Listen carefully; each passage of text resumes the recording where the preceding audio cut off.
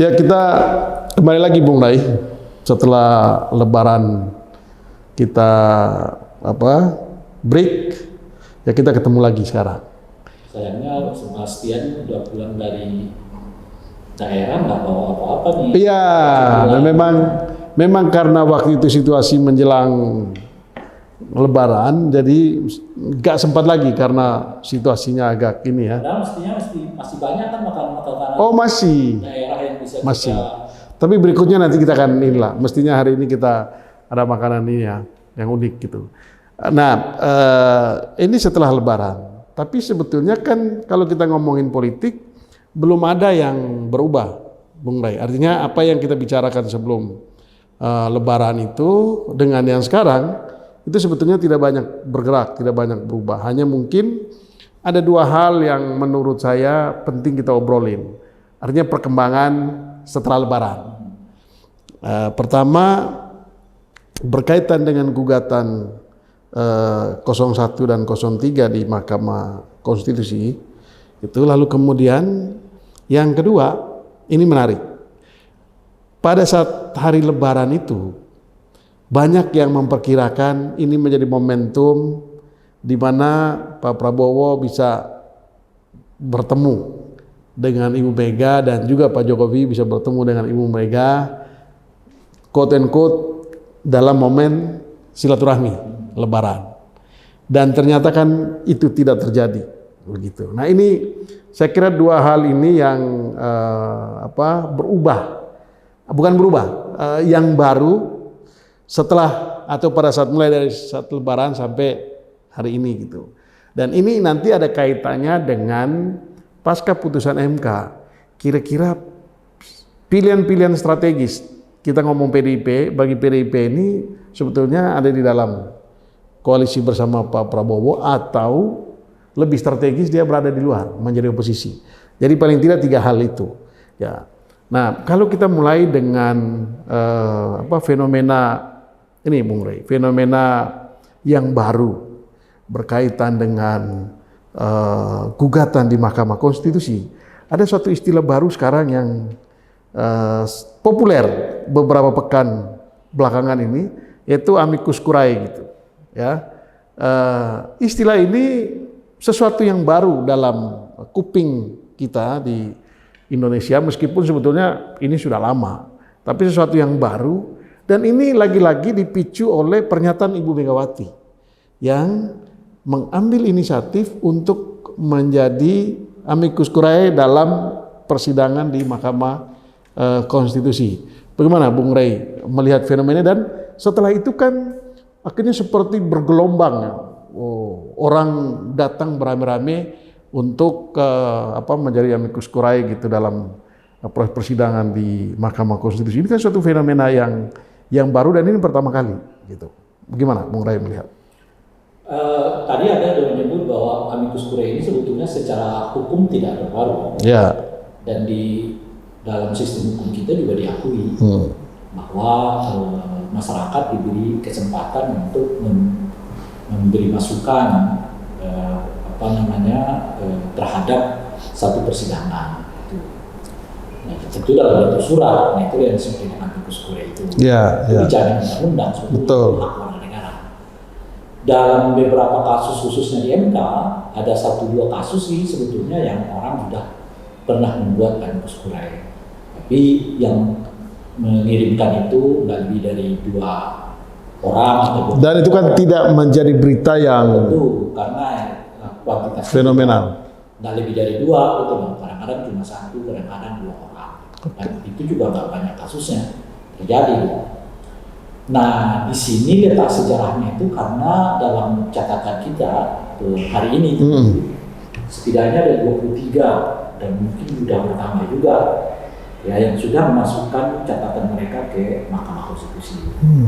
Meskipun seperti pengakuan dan penjelasan dari Mahkamah Konstitusi, dari sekian banyak yang mereka terima itu besar kemungkinan yang dibacakan yang diterima sebelum tanggal 16 April gitu. Tapi ya oke, itu nanti terserah hakim Mahkamah Konstitusi kan, dan itu bukan sesuatu yang baku banget gitu.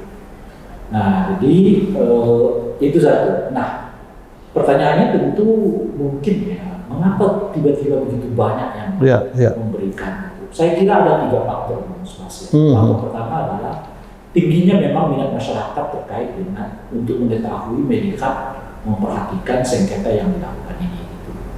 Saat bersamaan dengan itu,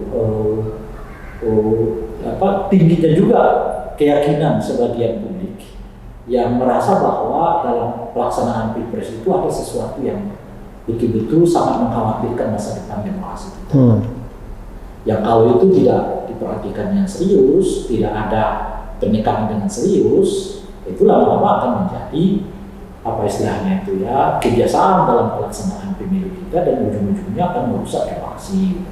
Dalam konteks itulah mungkin ya, para pengirim amikus ini tentu berharap ada perhatian khusus dari Mahkamah Konstitusi terhadap peristiwa ini. Supaya ada satu badan yang bisa mengatakan bahwa praktek ini sangat tidak patut dilakukan di dalam pelaksanaan Pilpres. Itu harus diingat ya, bangsa kita ini adalah bangsa yang baru bisa mengambil satu tindakan kalau ada putusan resminya, gitu kira-kira. Jadi kalau nggak ada putusan resmi, misalnya MK atau mungkin katakanlah di Bawaslu macam-macam dianggap itu tafsiran sendiri gitu. Dan ini bisa juga kan orang melihat atau belajar dari putusan sebelumnya yang dikeluarkan oleh Mahkamah Konstitusi terkait dengan syarat pencalonan presiden wakil presiden itu, sehingga dalam persidangan ini publik itu paling tidak diwakili oleh orang-orang yang memilih untuk menjadi amicus curiae itu untuk memberikan support kepada Mahkamah Konstitusi agar kalian berani dong mengambil keputusan yang bisa menjawab rasa keadilan publik. Persis itu yang saya maksud dengan yang ketiga. Jadi surat-surat ini semua mestinya dibaca juga sebagai tanda bahwa ada mulai tumbuh kepercayaan publik terhadap hakim-hakim Mahkamah Konstitusinya. Tapi kepercayaan itu harus dijaga karena boleh jadi pikiran para hakim konstitusi itu seperti yang dipikirkan oleh publik yang mengirim amikus ini, tapi kan pengambilan keputusan kadang-kadang nggak selalu ditentukan oleh itu gitu. Apalagi ini sengketanya Pilpres, di mana salah satu objek yang banyak dibicarakan dalam sidang sengketa ini terkait dengan status Gibran yang merupakan anaknya presiden, alias hakim-hakim MK itu punya potensi berhadapan dengan kekuasaan dan maka surat-surat ini amikus ini persis seperti yang Anda bilang tadi Bung Sebas, terlihat salah satu konteksnya itu adalah untuk mengawal MK itu satu, yang kedua memberi dorongan moral misalnya gitu, bahwa MK itu nggak sendirian loh gitu. Ada begitu banyak yang sepemikiran dengan MK gitu. Sehingga muncul kemandirian dan keberanian hakim Mahkamah Konstitusi untuk mengambil keputusan yang yang katakan boleh jadi berbeda dengan kekuasaan gitu. Karena ini dituntut satu keberanian dari Mahkamah Konstitusi, sebab yang menjadi perdebatan dalam persidangan kali ini itu berbeda dengan persidangan sebelumnya. Sengketa Pilpres sebelumnya. Kalau kali ini yang menguat itu adalah perdebatan antara dua mazhab yang melihat bahwa MK itu hanya mengadili sengketa hasil. Lalu sementara ada sebagian yang mengatakan enggak, MK juga boleh dong melihat soal proses dari pemilu itu. Jadi tidak hanya sekedar MK itu bukan sekedar mahkamah kalkulator, tetapi dia juga perlu melihat proses kebetulan yang terjadi. Dan banyak disorot dalam pemilu presiden kali ini kan soal proses. Itu yang banyak dicermati. Tapi kalau lihat sidang-sidang di MK itu, memang menurut saya MK itu juga sudah dalam posisi tidak lagi membatasi kewenangannya seperti yang disebutkan tadi, bahwa mereka yang disebut dengan hasil pemilu itu atau pilpres itu adalah angka-angka itu. Gitu. Betul. Karena kan mungkin seperti kita ketahui, 4 menteri diundang ke sidang MK, gitu. Macam-macam lah ya. Yang kelihatan berbeda kan, mengundang 4 menteri ke sidang MK itu juga baru itu sejarah baru juga. Persis. Kan yang bahkan disebutkan yang sebenarnya yang seharusnya diundang ini adalah presiden. Presiden, iya. Karena nggak elok istilah mereka ke MK, maka cukup diwakilkan oleh para menterinya. Kan? Iya. Nah, jadi kalau melihat dari situ sih, mungkin MK ini nggak lagi melihat selisih itu hanya sebatas angka-angka itu. Nah itu. Jadi itu tadi hasil pemilu itu adalah tetap merupakan hasil pemilu yang diuji, tapi bukan namanya lagi prosesnya gitu. Iya, betul. Jadi kalau konteksnya, apakah hakim konstitusi berhak menyengketakan hasil pilpres yang tidak terkait dengan hasil suara misalnya? Nah, dalam konteks ini mau kelihatan akan disebut ya berhak, sebab sekalipun hasil suaranya jauh berbeda, tapi cara dia dapatkannya betul, itu sekarang itu yang disoroti. Sehingga dapat angka segitu. Gitu. Nah, ini sebetulnya hampir sama dengan mekanisme sengketa yang terkait dengan TSM. Nah, TSM itu kan juga nggak semata-mata melihat hasil angka-angka, tapi dia justru yang mau diuji oleh hakim itu adalah mengapa Anda kok bisa sampai segitu? Betul. Cara Anda yang apa? Masifnya itu kenapa sebetulnya? Iya. Dan sistematisnya itu ada nggak prinsip-prinsip yang memungkinkan Anda mendapatkan suara itu justru yang melukai konstitusi kita gitu. Betul. Nah, saya lebih cenderung di sini kalau saya bahas. Kalau melihat ini. Karena kan sebetulnya namanya juga kan hak Mahkamah Konstitusi. Jadi yang mereka lihat itu adalah apakah ada praktek tindakan keputusan dari aturan yang bertentangan dengan konstitusi kan. Itu intinya kan sebetulnya. Nah, sekarang salah satu bentuk apakah ada aturan yang terganggu macam-macam itu adalah apa yang dipraktekkan dalam pelaksanaan pemilu gitu. Ya, itu saya kira itu, dan kita tunggu. Kita tunggu saya sendiri, langkah apa yang saya sendiri mengajukan amicus curiae. Oh gitu ya? Iya. Oh saya gitu. Serta dengan kawan-kawan aktivis 98, kita juga mengajukan amicus curiae ke Mahkamah Konstitusi. Tentu pertama kita merasa bahwa kewajiban moral kita untuk menyampaikan dan mengingatkan bahwa praktek nepotisme itu adalah sesuatu yang ditentang oleh hasil reformasi yang dahulu, gitu kan. Dan praktek nepotisme itulah yang dipertontonkan oleh Pak Jokowi hari ini kan. Nah, tapi di dalam itu juga kita membuat tambahan masukan sebetulnya terkait dengan materi sengketa di Mahkamah Konstitusi itu. Jadi kita membaca misalnya begini kan, soal apakah ada hubungan antara bansos dengan kenaikan elektabilitas Pak Prabowo. Nah, kita buat di surat itu. Kalau pertanyaannya begitu linear, ya tentu akan sulit menjelaskannya gitu. Karena cara bekerjanya nggak begitu. Cara bekerjanya adalah menaikkan tingkat kepuasan kepada Pak Jokowi yang dengan itu berimbas kepada kenaikan elektabilitas Pak Prabowo 02. Jadi ini kayak segitiga gitu loh. Kalau ini bansos, ini Pak Jokowi, ini Pak Prabowo misalnya, cara kerjanya nggak begini gitu loh. Tapi cara kerjanya dari sini ke sini gitu. Jadi semacam segitiga.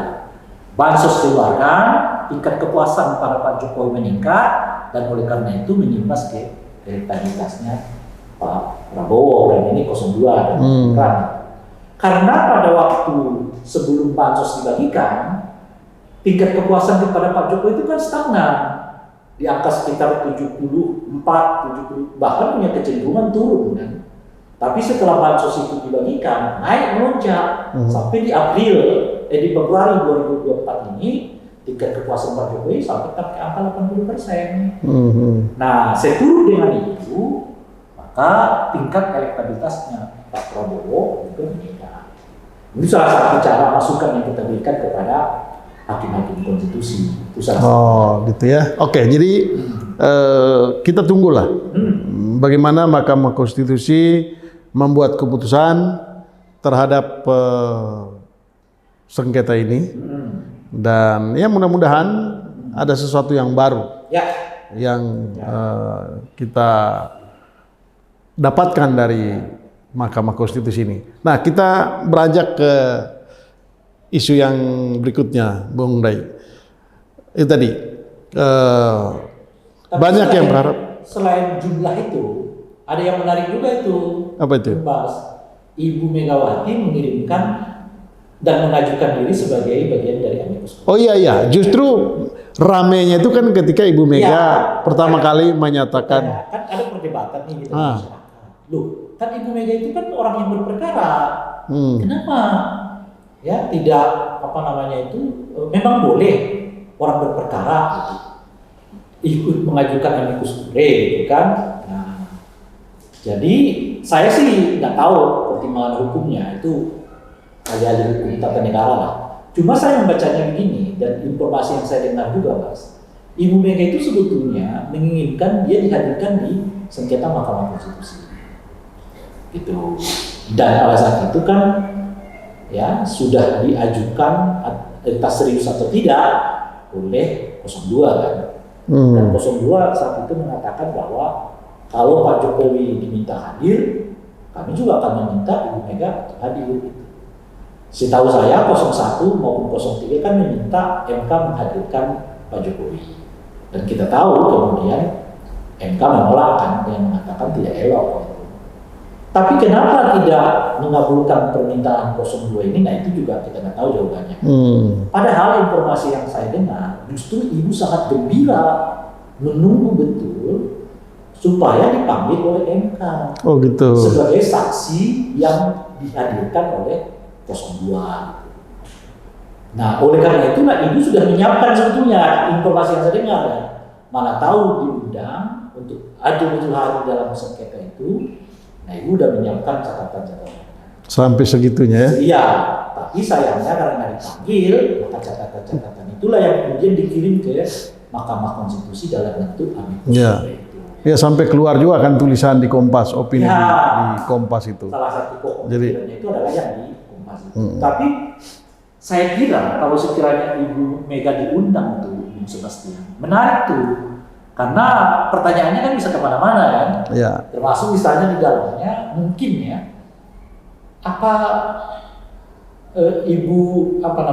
sejauh apa hubungan Ibu Mega dengan Pak Jokowi saat ini?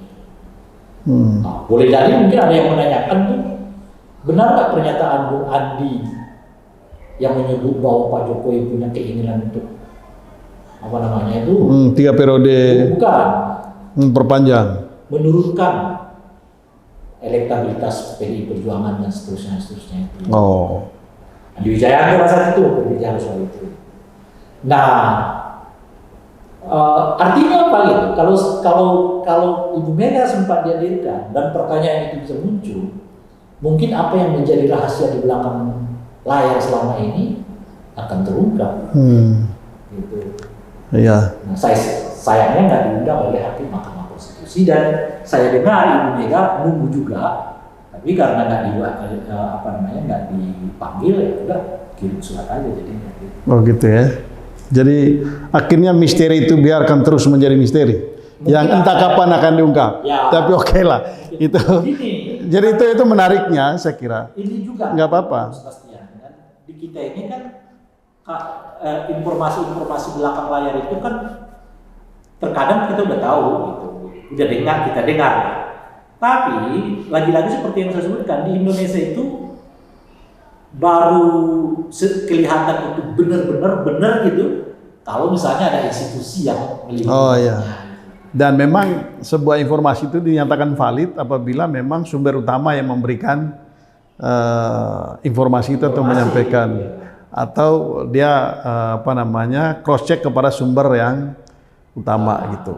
Nah, oke lah. Nah, sekarang ini kita lanjut ke yang kedua. Ini menarik gitu. Apa yang Bung Rey lihat gitu ya ketika ada harapan dari Pak Prabowo sebagai katakanlah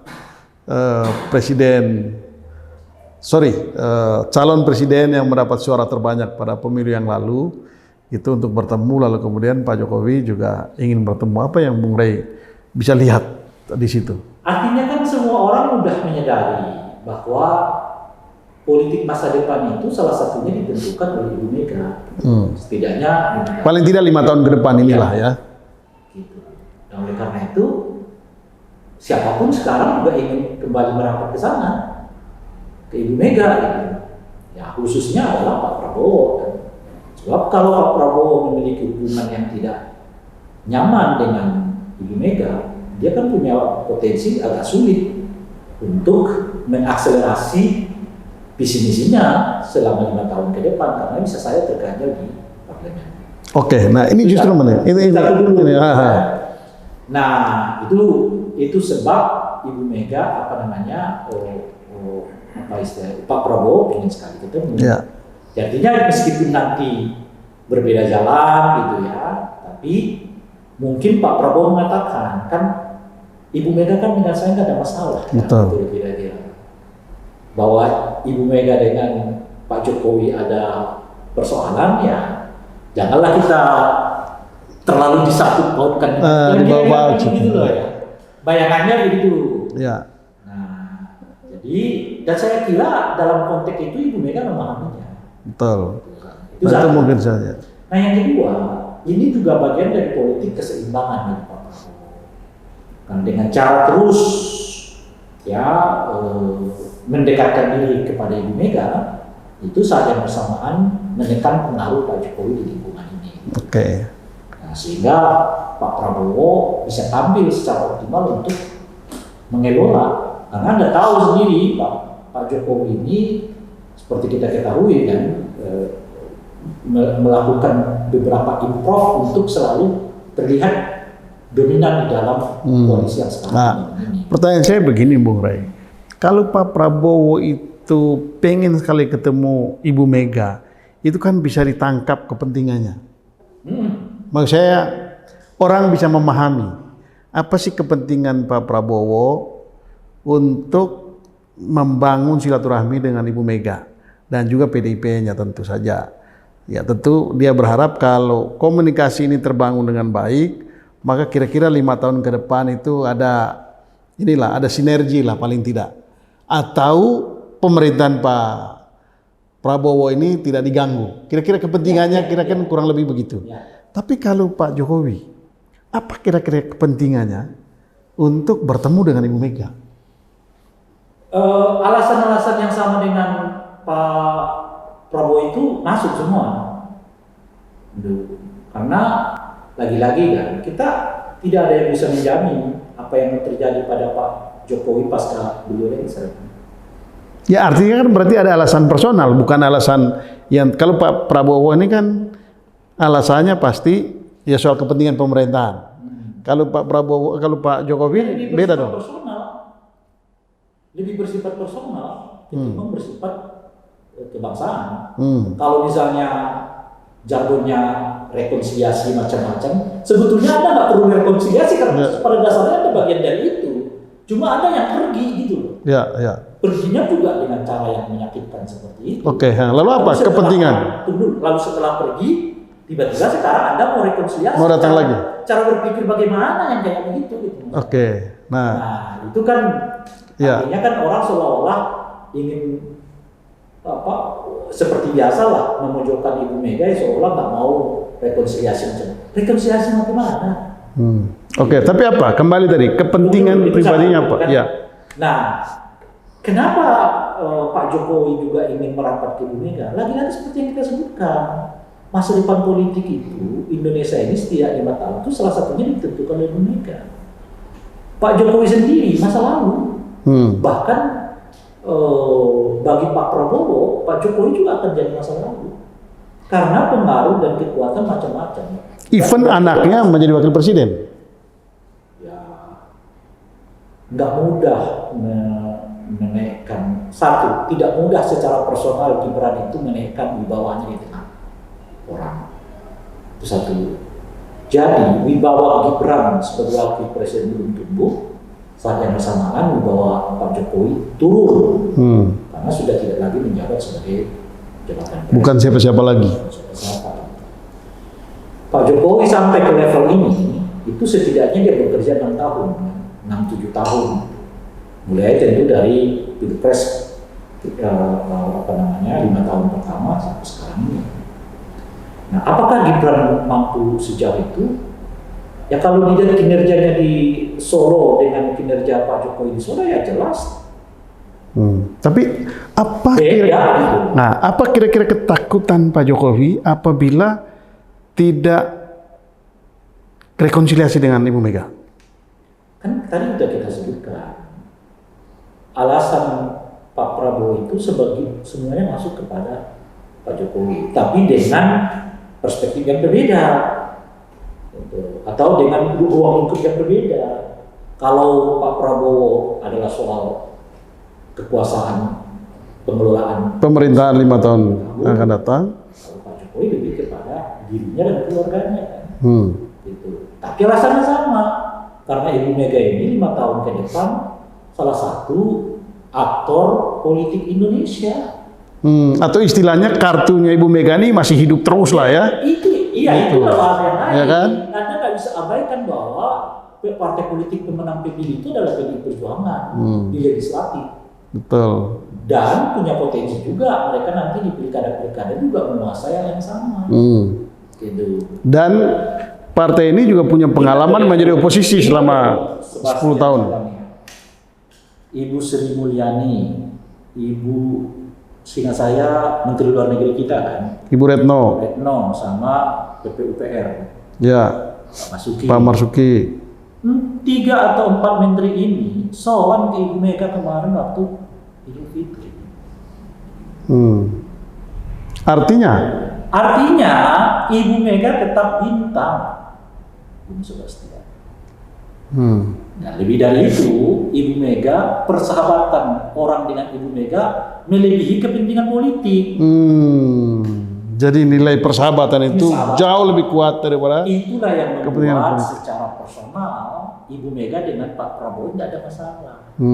Karena persahabatan seharusnya nggak ada masalah. Memang tidak ada masalah. Ini kan soal timing aja.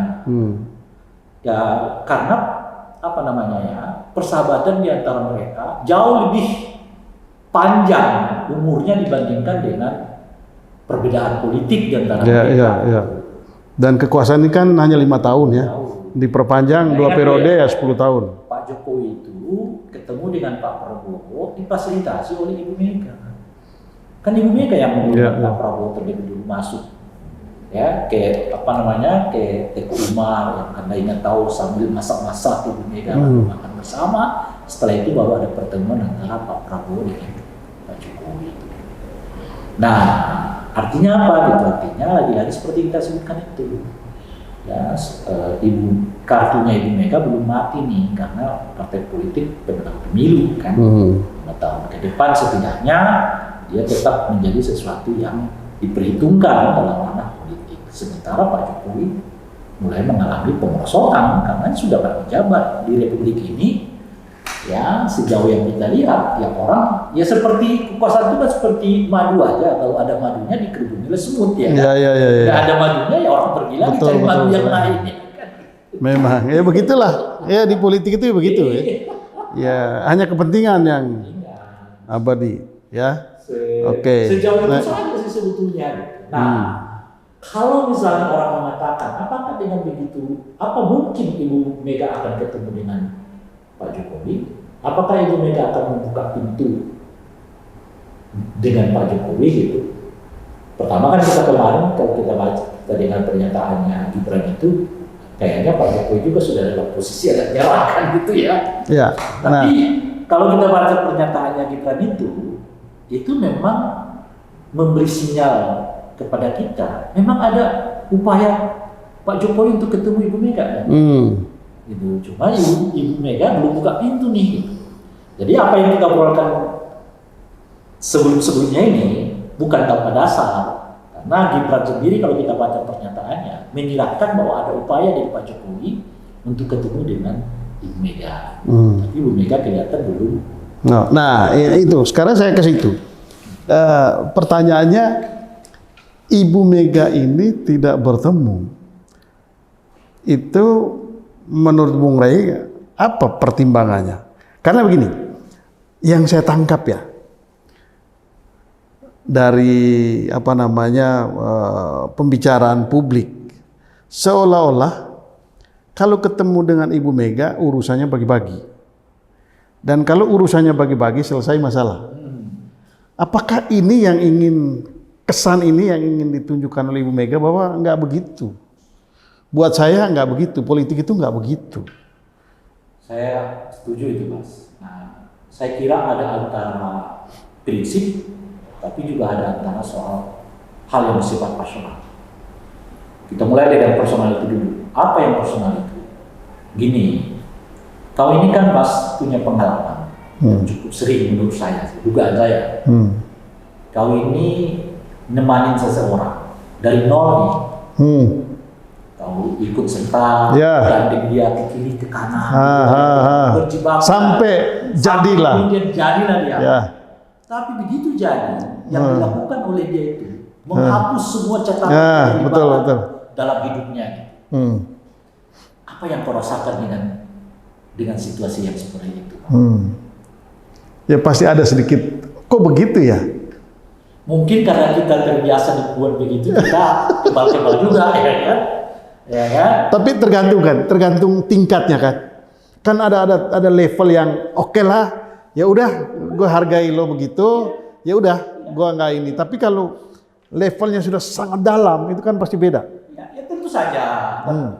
Soal derajat itu urusan kedua. Tapi sikap orang itu hampir sama. Iya, pasti kecewa. Kan gitu kira-kira. Dan itu manusiawi. Itu manusiawi. Dan kadang-kadang orang yang mengatakan, ya sudahlah, aku nggak mau lagi deh ketemu sama dia. Dan seterusnya. Ya, itu yang saya sebut personal. Atau bisa juga mengatakan, udahlah, nggak penting kita ketemu. Iya. Ya kan bisa begitu kan? Anda udah menempuh jalan Iya kan? Ya, biar kita mencari jalan sendiri. Ya. Jadi kira-kira beginilah, Anda kan sudah punya teman baru. Hidup baru, happy, jadi penguasa lagi. Biarlah kami di sini. Ya kan, menepi. Ya, kalau ada Bung Jerry sebetulnya ketemu. Biarlah kami di sini. Kami akan melihat, memantau bagaimana pesta-pesta kalian. Kan kira-kira begitulah ya. Iya. Nah, jadi ya sudah, itu satu. Nah, yang kedua adalah soal prinsip tadi. Saya kira pada tingkat tertentu ya Ibu Mega mau memperlihatkan kepada kita untuk tidak selalu terjebak pada kata-kata romantis yang sebetulnya itu berbalut kepentingan personal gitu. Rekonsiliasi, silaturahmi. Sekarang ini kan rekonsiliasi silaturahmi ujung-ujungnya kan bagi-bagi kekuasaan. Nah, kalau apa artinya gitu? Artinya lama-lama orang melihat rekonsiliasi artinya bagi-bagi kekuasaan. Silaturahmi itu artinya bagi-bagi kekuasaan. Nah, mungkin Ibu Mega mengatakan jangan begitu lah. Tapi saat yang bersamaan mau mempertegas gitu. Apa? Memang perbedaan ini harus kita rayakan juga. Anda berkuasa, misalnya saya di oposisi, ya sudah. Kita rayakan aja perbedaan itu. Gak usah pakai romantisme ketemunya kita di mana? Dan di fungsinya masing-masing. Dan keduanya itu memberi sumbangsi pada kualitas demokrasi. Itu gitu. yang saya sebut. Ketemunya kita di mana? Di fungsinya masing-masing. Ya. Anda fungsinya berkuasa, saya fungsinya mengawasi. Betul. Disitulah kita ketemu. Persis. Gitu. Ya, jadi kan? Salam-salaman macam-macam gitu. Mau saya jangan juga lah kita melihat politik ini terlalu romantis. Begitu gitu maksud saya. Dan pada ujung-ujungnya yang terjadi di antara romantisme itu adalah mengabulkan makna ya kan oposisi, mengabulkan makna pengawasan dan berujung kepada gue dapat apa nih? Yang pada akhirnya kemudian kita lihat menimbulkan ketidakpercayaan publik terhadap para politik dan politik itu sendiri. Betul. Nah, pada tingkat itu, saya juga berpikir akhir-akhir ini, Bung Sebastian, kayaknya perlu kembali kita menegaskan, ya, politik perbedaan itulah pentingnya demokrasi. Ya, ya, ya. Demokrasi ini penting bagi kita untuk menempatkan setiap orang itu pada tingkatnya berbeda dan ditempatkan pada posisinya perbedaan itu, tapi untuk tujuan nasionalnya gitu. Ya. Dan ini mesti dibiasakan juga tradisi demokrasi di dalam politik kita di Indonesia ini, bahwa orang atau koalisi yang menang dalam sebuah percaturan politik, maka mereka lah yang berhak untuk berkuasa. Sebaliknya, partai atau koalisi yang kalah dalam pertarungan, biarlah mereka berada pada posisi di luar kekuasaan. Amanah mereka adalah mengawasi. Betul. Itu amanah publik terhadap mereka. Ya. Nah, oleh karena itu. Dan itu dua-duanya sama-sama bergengsi. Sama pentingnya. Sama-sama bergengsi juga untuk kepentingan demokrasi. Ya. Gitu. Hanya posisinya yang berbeda. Sehingga tidak ada kesan bahwa partai-partai politik kita ini betul-betul sangat pragmatis. Betul. Mau kalah atau menang, ujung-ujungnya pragmatisme politik itu dibalut dengan bahasa rekonsiliasi, silaturahmi. Padahal ujung-ujungnya adalah pragmatisme ingin bagi-bagi. Iya. Gitu. Nah, ini mungkin yang diingatkan, dan saya setuju itu yang perlu pesan itu yang mesti terus disampaikan kembali, bahwa ya memang harus dipertegas berbeda. Gitu. Jadi oleh karena itu, ketika Anda berkuasa, Anda berkuasa. Makanya menurut saya yang perlu ditekankan sekarang, kan selama ini kan kita selalu mengatakan bahwa hormatilah orang yang menang. Oke. Nah sekarang perlu kita balik, hormati orang yang kalah. Cara menghormatinya, jangan tarik-tarik dia masuk kepada kekuasaan. Iya. Itu. Betul. Oke, kalau begitu. Biarkan dia di situ, karena memang di situlah ya bagian yang diberikan oleh rakyat kepada dirinya gitu. Dan Anda diawasi, hormati pilihan rakyat itu dengan membiarkan mereka yang belum mendapat mandat berkuasa untuk berada di bagian oposisi. Oke, kalau jangan dikit-dikit udah mau ketemu katanya rekonsiliasi, ujungnya narik kepada kekuasaan. Ya. Oke, Bung Ray. Jadi ini kita sudah ada di penghujung. Jadi saya ingin mengatakan sebagai closing statement bahwa apabila putusan MK menyatakan bahwa Prabowo atau gugatan 01 dan 03 ini ditolak dengan berbagai pertimbangan, maka kita akan mengucapkan selamat datang Pak Prabowo sebagai presiden baru dan selamat berkuasa untuk 5 tahun ke depan. Tapi sebaliknya juga kita mengucapkan kepada yang kalah, terutama PDIP dan sekutunya, selamat datang oposisi demokrasi 5 tahun ke depan kepada PDIP dan Ibu Mega, gitu. Dengan dua pilihan itu, maka kita harapkan demokrasi kita makin baik dan rakyat diuntungkan. Sampai jumpa lagi dalam dialog kita berikutnya.